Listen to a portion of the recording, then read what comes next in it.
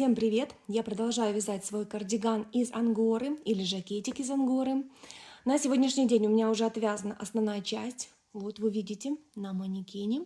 И уже готов, полностью связан один рукав. Левый рукав, вот сформировала манжет, единственное, только не закрыла еще петельки. Петельки буду закрывать иглой. Так, давайте напомню, как вязать верхнюю часть кардигана, как начинать от воротника, как вязать кокетку, как вязать азиатский росток, а также как формировать подрезы, вы можете это все посмотреть в предыдущих видео. Сегодня я вам расскажу, как я продолжила свое вязание основной части, как вязать рукав и про формирование отверстий на планках данного изделия. Ну и, конечно же, расскажу про расход пряжи на каждом этапе.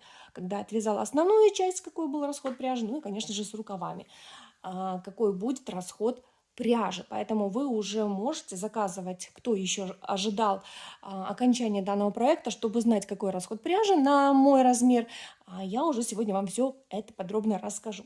Итак, давайте все же начну от подрезов. Рассказ от подрезов. Сегодня будет такой видеообзор, более словесный, нежели практичный. Единственное, что, опять же, вернемся к рукавам, покажу набор петель и как я убавляла петельки для того, чтобы было достаточное количество, потому что когда я набрала петельки для рукава, дополнительные петли по подрезу и по ростку, у меня оказалось большое количество петель, и мне пришлось выполнять убавление. Это все сегодня расскажу и покажу. Итак, давайте все же начнем от подрезов. От подрезов вязала ровным полотном основную часть кардигана, да, то есть 2 полочки, спинку и вот эти дополнительные петельки, которые я набрала на подрезах по 20 петель, помните, да, 2 раппорта я набирала. Я продолжила вязание основной части практически ровным прямым полотном. Прибавление продолжала выполнять только возле планок для полочек. Продолжала до тех пор, пока у меня не было связано первое отверстие для пуговиц. Отверстия у меня маленькие, потому что я хочу, скорее всего, пуговицы-бусинки, то есть мелкие пуговицы, поэтому отверстия у меня очень-очень маленькие. Когда начинать выполнять отверстия? Все зависит от вас. В процессе вязания вы кокетку примеряете на себя или на того человека, которому вы вяжете, и смотрите, где вам нужна пуговица. Первая пуговица, ну, соответственно, первое отверстие. То есть можно горловину сделать менее глубокой, да, то есть сделать повыше первое отверстие, вот, например, вот здесь, да, потому что у меня вот где. А можно сделать V-образный вырез более глубоким, вот так, как у меня. Видите? Все зависит от вас, все зависит от вашей фигуры и вашего предпочтения. Поэтому примеряйте кокетку на себя и выполняйте первое отверстие, где вам необходимо, на том уровне, где вам необходимо. У меня чуть ниже линии груди. Ну, на манекене здесь намного ниже, но на мне чуть ниже линии груди. Вот, поэтому каждый для себя определяется, потому что у каждого из нас особенности своей фигуры, и размер, и объем груди и так далее, поэтому каждый определяется для себя. Так, и от первого отверстия все последующие отверстия я выполняла в каждом 20-м ряду. Таких отверстий у меня получилось 5 по всей длине планки до нижней части. Если первое отверстие у меня находится практически чуть ниже линии груди, то последнее отверстие я выполнила, последнее 5-е отверстие я выполнила перед резинкой 1-1. Можно выполнять буквально через несколько рядов еще одно дополнительное отверстие для того, чтобы не расходились края полочек. Если вы вяжете, например, кардиган по фигуре, не свободно, а кардиган по фигуре, тогда еще, наверное, было бы уместным здесь выполнить еще одно отверстие. Так, ну давайте продолжим, все же вернемся к нашей основной части. Итак, прибавление мы выполняли, или я выполняла только возле планок, да, то есть продолжила выполнять до первого отверстия. И вот таких прибавлений у меня получилось 9 для каждой планки или для каждой полочки возле планок. Схема состоит из 3 частей, вот так она выглядит. Вот, и вот они, мои прибавления. Первое, вот, которое мы выполняли в 6-м ряду, и далее в каждом 8-м. первое, второе, третье, четвертое, пятое, шестое, седьмое, восьмое и девятое прибавление для полочек возле планок. Такие же прибавления я выполняла и для правой полочки, так? Это все я показываю для левой полочки. Вот здесь у меня идут прибавления возле линии реглана в каждом лицевом ряду. Далее у меня здесь подрез. А вот здесь прибавление, видите, для полочек возле планок я продолжила даже ниже, чем у меня подрез. Подрез у меня начинается в 51 ряду, а прибавление для полочек возле планок я продолжила до 70 ряда. Вот так вот, потому что у меня отверстие, первое отверстие у меня ниже уровня подреза.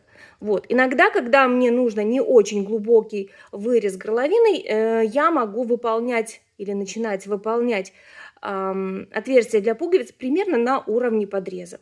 Или чуть-чуть ниже, буквально на парочку рядов. Но здесь я выполняла намного ниже, да, то есть на 20 рядов это точно. Так, и в итоге у меня получилось 5 отверстий. И больше никаких прибавлений для основной части я не выполняла. Далее, когда я отвязала основную часть на необходимую длину и решила переходить на резинку 1 на 1. Смотрите, перед резинкой я выполнила прибавление по всей ширине моего кардигана. То есть у меня, смотрите, вот раппорт узора, ажурного узора ромбы, раппорт узора 10 петель. Таких раппортов у меня по всей ширине моего кардигана 19 раппортов вот данного узора. В каждом раппорте я выполняла прибавление по 2 петельки. И далее переходила на спицы 3,75, потому что вязала я спицами, основное полотно вязала спицами 3,5, то для резинки я перешла на спицы 3,75, выполнила прибавление в раппорте, в каждом раппорте по 2 петельки, добавилось у меня в итоге 38 петель, и далее продолжила вязание спицами большего размера, резинку, обычную резинку 1 на 1. Далее закрыла петельки, когда выполнила необходимую высоту резинки, закрыла петельки иглой, и все. Вот так вот выглядит нижняя часть моего кардигана. Так, покажу поближе. Вот.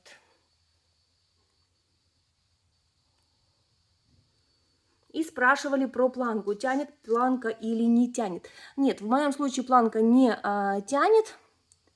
Вот здесь все хорошо, уголочки у меня на одном уровне. Единственное, что нужно пуговицы еще пришить, и тогда все хорошо будет.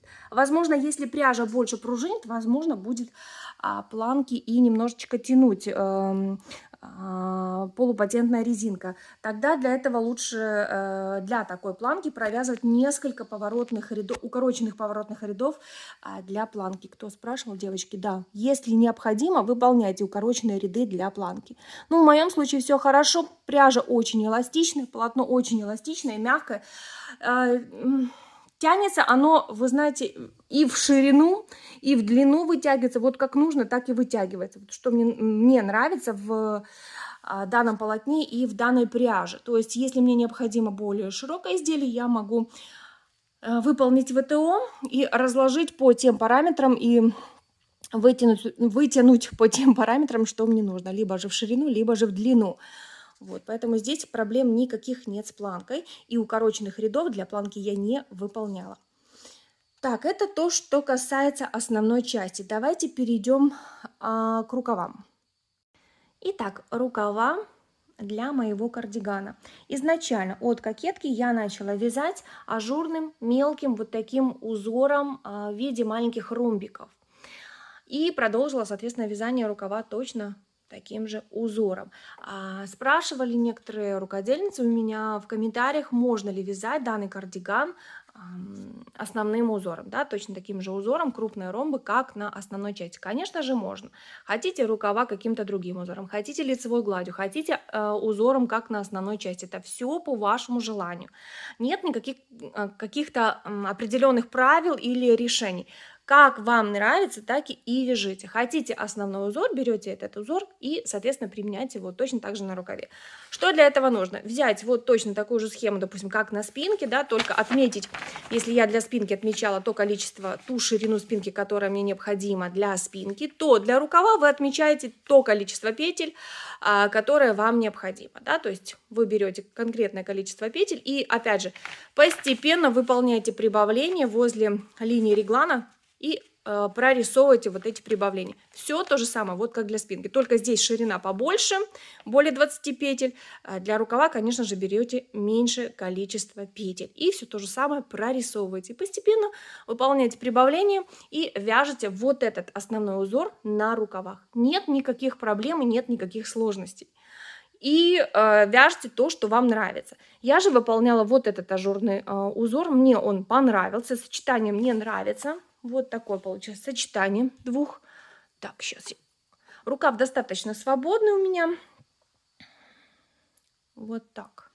Прибавление для рукавов или набор петель для рукавов я сейчас покажу. И как выполняла убавление, тоже сейчас покажу. Вязала рукав ровным полотном, без убавлений. Отвязав на необходимую длину, выполняла длинный рукав.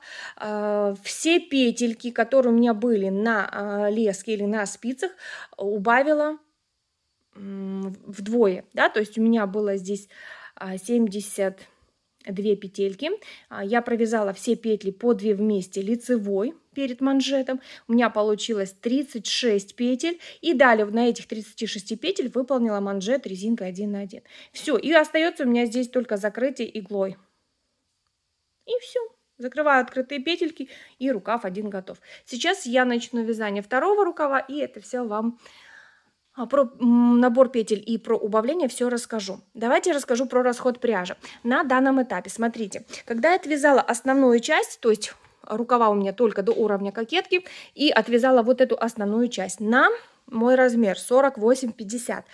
Ширина кардигана у меня получается 54 сантиметра, длина около 60 сантиметров, где-то 62 сантиметра длина кардигана. И ширина не очень большая, 54 сантиметра. То расход пряжи на основную часть без рукавов 200 грамм. Всего лишь 200 грамм. Затем я сейчас уже отвязала один рукав. Только не закрыла петельки. Но практически это уже тот расход пряжи, потому что я взвешивала с спицами, с леской. Поэтому на данном этапе расход пряжи с одним рукавом, длинным рукавом, 260 грамм. То есть основная часть 200 грамм расход пряжи и расход пряжи на один рукав 60 грамм. Ну и примерно будет такой же расход пряжи на второй рукав. И в итоге у меня получится где-то расход 320 грамм на вот этот недлинный кардиган. Не очень широкий и не длинный кардиган. Если вы хотите длиннее кардиган, да, если вы хотите шире кардиган, если вам нужно связать на размер больше или на несколько размеров больше, это учитывайте, да, то есть нужно, соответственно, исходя из моего расхода пряжи, взять больше на 50, на 100, на 150 грамм пряжи, если вы хотите длиннее, шире и большего размера. А если вы хотите большего размера, еще расскажу про изменения в построении, да, то есть вы можете связать, во-первых, длиннее линии реглана, и, во-вторых, вы можете изначально по воротнику, когда будете набирать петельки, то дополнительно добирать еще накиды между петлями, да, то есть чтобы увеличить количество раппортов узора изначально, и на рукавах, например, да, и на спинке. И уже постепенно, выполняя прибавление, чаще можно выполнять прибавление возле планок, не в каждом 8, например, а чаще. И далее выполнять все те же прибавления в каждом лицевом ряду для рукава и для полочек, и, соответственно, для спинки. И тем самым у вас будет размер больше, если вы изначально наберете больше петель по воротничку и будете выполнять чаще прибавления возле планок. Вот, это тем, кому нужно на размер 2, 3 и так далее больше. То есть изначально вы увеличиваете количество петель. Если кому-то нужно на размер 2 меньше, то же самое. Во-первых, у вас воротничок может быть короче, соответственно, количество петель у вас здесь может быть меньше. Далее, вы можете уменьшить количество прибавлений возле линии реглана и уменьшить количество прибавлений возле планок для полочек. Это кому нужно меньше размер. Но, в принципе, сам процесс вязания данного кардигана для всех размеров одинаков. Только кому-то нужно больше петель изначально, кому-то нужно меньше петель изначально набирать и, соответственно, выполнять меньше прибавлений. Все можно корректировать под себя, под свой размер. Если нужны какие-то консультации, если нужна помощь в расчетах, пишите в личных сообщениях в директ, в Инстаграм. Постараюсь ответить в ближайшее время. Так, ну что, переходим к вязанию второго рукава. Итак, вязание рукавов. После формирования нашей кокетки у нас для каждого рукава появилось определенное количество петель. Далее, я с каждой стороны добавила еще по одной петельке от каждой линии реглана. И далее по краешку ростка, вот здесь на спинке, и по подрезу буду набирать дополнительные петельки. И буду продолжать вязание рукава по кругу, круговыми рядами. Использую я для этого короткую леску и спицы. Вот, короткие спицы того же размера 3,5. Основное полотно, весь кардиган я вязала спицами 3,5, только резинку нижней части, основной нижней части вязала спицами большего размера 3,75. А так основное полотно и рукав я вяжу спицами 3,5. Поэтому и второй рукав буду вязать такими же спицами. Только беру леску покороче и удобно по кругу вязать. Дальше, когда я уже перешла на вязание манжета, то вязала способом Magic Loop, брала леску побольше и вязала способом Magic Loop, да, то есть вытянутой петлей, сначала одну часть манжета, затем вторую часть манжета. У меня манжет состоит из 36 петель, поэтому на каждой спице у меня было по 18 петель, и я провязала то одну часть, то вторую часть поочередно, но способом Magic Loop, потому что здесь уже неудобно было вязать на короткой леске. Поэтому брала леску побольше. Это спрашивали меня в комментариях, поэтому даю ответ. Дальше. Сейчас мне необходимо набрать определенное количество петель по ростку, по подрезу, но этого количества будет больше, нежели мне необходимо. Поэтому буду выполнять сразу же в первом ряду убавление. И, конечно же, буду петельки, которые я набрала, буду вводить сразу же в узор. Это все сейчас покажу. Так, и хочу вам сказать еще такой момент. Я не показывала, как выполнять отверстия для пуговиц в этом видео. Почему? Потому что у меня уже есть такие видео, и как выполнять отверстия я показывала уже неоднократно. Ссылки на видео, где можно посмотреть, как выполнять вот эти маленькие отверстия, я оставлю под видео в инфобоксе, поэтому заходите, смотрите. В проекте кардиган «Нежность» молочного цвета в прошлом году я вязала из пряжи Опулент, я показывала вот как выполняю вот эти отверстия.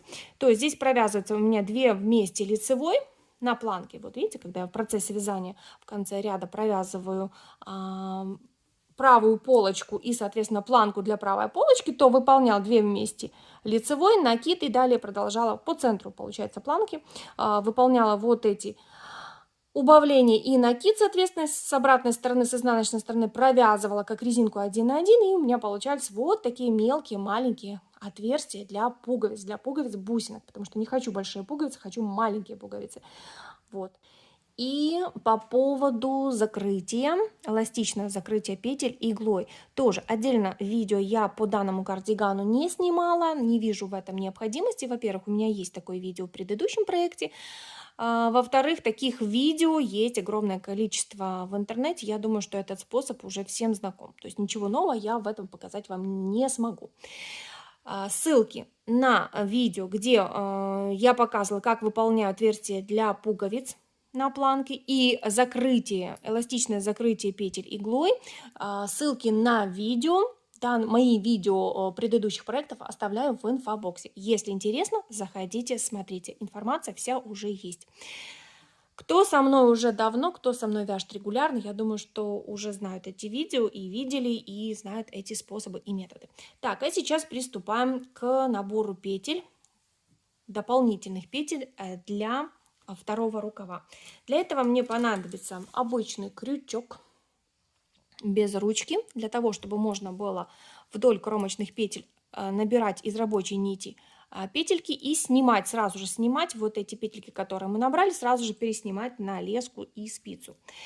Поэтому нам нужен вот такой крючок. Ну и, конечно же, наша рабочая ниточка, которую мы должны присоединить с изнаночной стороны. Итак, присоединяем пряжу и приступаем к набору петель. Итак, выполняем набор дополнительных петель для нашего рукава. Вдоль всего края подреза, а также ростка под полупетли кромочных петель мы набираем с помощью крючка из рабочей нити. Вот так вот вводим крючок под 2 полупетли и из рабочей нити, захватывая рабочую нить, мы выполняем или формируем новую петельку. И так вдоль всего края. При формировании кокетки у меня для каждого рукава получилось по 55 петель. Да, уже сформировано 55 петель. Далее я еще добавила по одной петельке с каждой стороны от каждой линии реглана, и получилось в итоге 57 петель для каждого рукава. По краю подреза и ростка для первого рукава у меня получилось набрать 26 петель. Точно так же здесь буду выполнять такое же количество дополнительных петель, набирать вот с помощью крючка. В итоге 57 плюс 26 у меня получилось общее количество петель 83 петли. Этого много для, даже вот я вязала достаточно свободный ажурный рукав, то 83 петли это много. Поэтому нужно было, конечно же, выполнить убавление. Количество петель для рукава должно быть, общее количество петель должно быть кратно 6. Если вязать вот этим ажурным узором из мелких ромбов, то должно быть кратно 6 петлям, да, потому что раппорт узора состоит из 6 петель. Поэтому я буду убавлять, вот 83 петли у меня будет, я буду убавлять 11 петель сразу же в первом ряду и формировать или вводить вот эти петельки в узор, и сразу же буду провязывать и формировать вот эти раппорты узора. 83 минус 11, которые я должна убавить, у меня останется для одного рукава 72 петельки. Вот, 72 петли кратно числу 6, и поэтому у меня четко получается вязать вот этот узор по кругу. Итак, продолжаю набор петель и далее продолжим. Перед началом набора петель я вот повесила маркер, чтобы видеть вот эти дополнительные петли, и в конце набора буду отмечать маркером начало ряда. Смотрите, последнюю набранную петельку и первую петлю, которая у меня идет от линии реглана, первую петлю для рукава, я провяжу в 2 вместе лицевой, и это будет у меня первое убавление уже, для того, чтобы здесь не было никакого лишнего отверстия, поэтому выполняем 2 вместе лицевой. И далее навешиваем маркер для того, чтобы знать, где у меня начало ряда. Далее все же я маркер перемещу еще на одну петельку. После 2 вместе лицевой, после первого убавления, я провяжу еще одну лицевую петлю. И далее у меня уже, так, навешиваем маркер, это будет начало ряда, и далее у меня уже петельки соответствуют раппорту моего узора. Итак, выполняю 3 лицевые петли, 1, 2, 3, накид, 3 вместе лицевой, узор достаточно простой, так, 3 вместе лицевой выполняем, далее накид и повторяем раппорт узора, 3 лицевые, 1, 2, 3, накид и 3 вместе лицевой.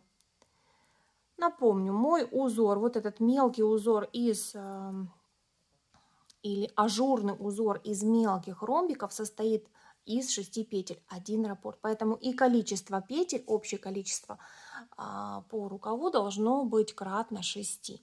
Все, и далее продолжаю по узору. Накид и опять же 3 лицевые петельки. накид и 3 вместе лицевой. Захватываем 3 петли и провязываем 3 вместе лицевой.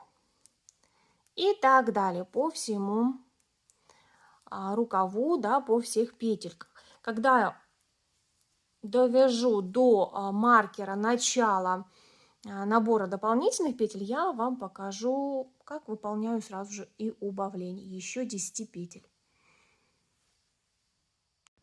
Итак, я провязала все петельки рукава, которые у меня были сформированы, когда я вязала кокетку, да, то есть провязала ажурный узор по всем вот этим петелькам. Далее, у меня вот здесь маркер, это начало прибавлений дополнительных моих петель для рукава, в котором нужно выполнять сейчас убавление, так как петель у меня много. Снимаю я маркер, он мне уже не нужен. Закончила я вязание своего рукава или узора петлями накид, 3 вместе лицевой, накид. Далее мне необходимо начинать вязание узора, опять же 3 лицевые, накид, 3 вместе лицевой, накид, да, то есть 6 петель выполнять раппорта узора. Но вместо 3 лицевых я буду выполнять трижды по 2 вместе лицевой. Тем самым я выполню 3 лицевые для узора и выполню одновременно 3 убавления. Так, сейчас я вам это все покажу. Итак, после накида у меня сейчас должно быть 3 лицевые петельки. Выполняем. Первые 2 петли я захватываю, выполняю 2 вместе лицевой. Это будет первая лицевая. Затем следующие 2 петли. Опять же провязываю 2 вместе лицевой. Это будет второе убавление. И вторая лицевая петля. И третий раз 2 вместе лицевой. Так, соскочила ниточка. Третье убавление и третья лицевая петля для узора. Все выполнила. Далее выполняю накид. И по узору у меня 3 вместе лицевой. Захватываю первую петлю, затем вторую и третью петельку. Выполняю 3 вместе лицевой, накид. Далее следующие 6 петель. Опять же выполняю 3 убавления и провязываю 3 лицевые петли для узора. Все то же самое, как и в начале. Так, 2 вместе 1, 2 вместе 2, 2 вместе 3. И получилось у меня 3 лицевые петли для раппорта моего узора. И далее снова выполняю накид. И по узору провязываю 3 вместе лицевой. Выполнила накид. Далее снова выполняю 3 убавления. Трижды провязываю 2 вместе лицевой. И для узора это будет 3 лицевые петельки. 1, 2 и 3. И остается у меня 3 лицевые петли, которые я должна по узору провязать таким образом. Накид, 3 вместе лицевой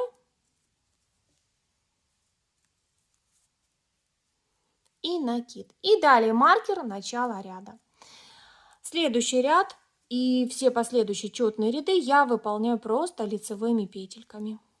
1, 2 и так далее. И накиды тоже выполняю лицевыми. Просто лицевые петли по кругу. И далее в следующем ряду мои ромбики провязываются в шахматном порядке. Если у меня было начало вязания в предыдущем ряду 3 лицевые петли, затем накид, 3 вместе лицевой, накид, то теперь наоборот будет накид, 3 вместе лицевой, накид, 3 лицевые. Да, то есть мы меняем в шахматном порядке, провязываем наш узор. И далее уже по кругу этот узор выполняется, повторяя с 1 по 4 ряды. Очень легкий, простой узор. Подойдет и для поворотных, или подходит и для поворотных рядов, и для вязания круговых рядов. Так, сейчас я провяжу второй ряд и покажу вам еще раз третий ряд, как его вязать при круговом вязании. И далее третий ряд узора, ажурного узора мелкие ромбы. Выполняю накид. Далее 3 вместе лицевой, накид и 3 лицевые. 1, 2, 3. И опять же накид, 3 вместе лицевой, накид и 3 лицевые. 1, 2 и 3. Все. И далее по кругу повторяю раппорты данного узора. Четвертый ряд, опять же, все петельки лицевые. И далее повторяйте этот узор по всей длине рукава с 1 по 4 ряд на необходимую длину. Я вязала без убавлений, рукав у меня идет свободный, прямой. Так, еще раз покажу, вот он. Вот. Свободный прямой рукав от кокетки, вот. И в конце рукава только выполнила убавление петель перед манжетом. Напомню, провязывала по 2 вместе лицевой все свои петельки. Изначально для рукава 72 петли, вот здесь ширина рукава 72 петли, и далее убавила вдвое петли, провязав 2 вместе лицевой все петельки, и на манжет у меня осталось только 36 петель. Так, сейчас сложу вот так вот. 36 петель. Провязала резинкой 1 на 1, тоже до необходимой высоты. И далее буду закрывать петельки эластичным способом с помощью иголки. Вот и все. И мой кардиган будет готов. Остается только пришить, выбрать, купить и пришить пуговицы. И уже в следующем видео я покажу фотоальбом готового изделия. Ну и, конечно же, напомню про процесс вязания. По данному кардигану все. Если есть вопросы, задавайте, пишите. Постараюсь ответить в ближайшее время. Если есть вопросы по расчетам или по каким-то техническим моментам, пишите в личных сообщениях в Инстаграм. Там я быстрее смогу ответить и увидеть ваши комментарии. Продолжаю вязание данного кардигана.